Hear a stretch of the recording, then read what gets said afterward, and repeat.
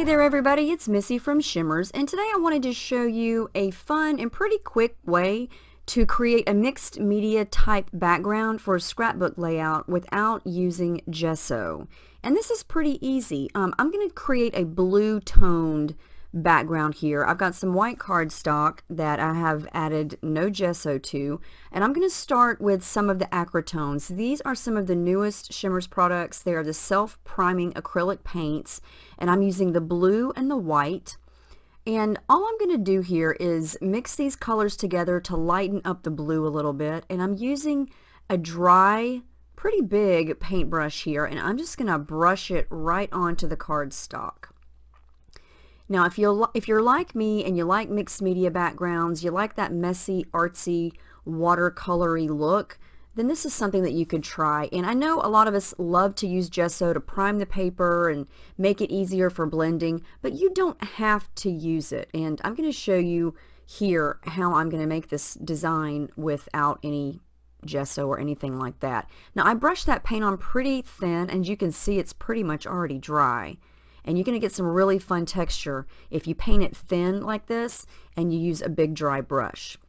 So I like different shades and tones of the same color, especially blue. So I'm going to start to layer in some liquids. This is Vibes Jenny B Blue, and right away you can already see a little bit of the color difference. All I'm doing is spraying some onto some plastic packaging and then just kind of layering it over the acrytones paint with a little bit of the plastic kind of coming off the edge, and you can really see the different colors here. That's Coloring's Well Blue Me Down, and it's more of an aqua color, and you can see now how it's starting to form that watercolor splotchy look.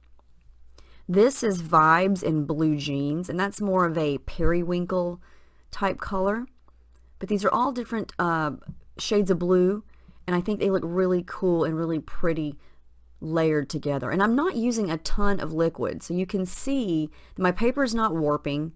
It's still drying pretty quickly because I'm just using like a spray or two of each color. And when you layer one thing on top of another, you're going to get another color.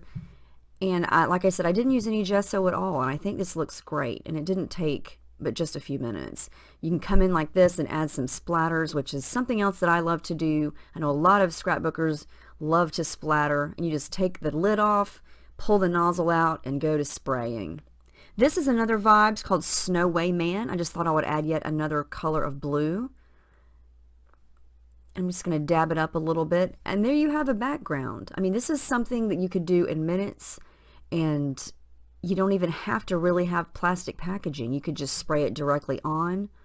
And if you were going to use a black and white picture, I think that looks really nice, or a picture that actually matches the colors that you use. And you could use any color scheme that you want.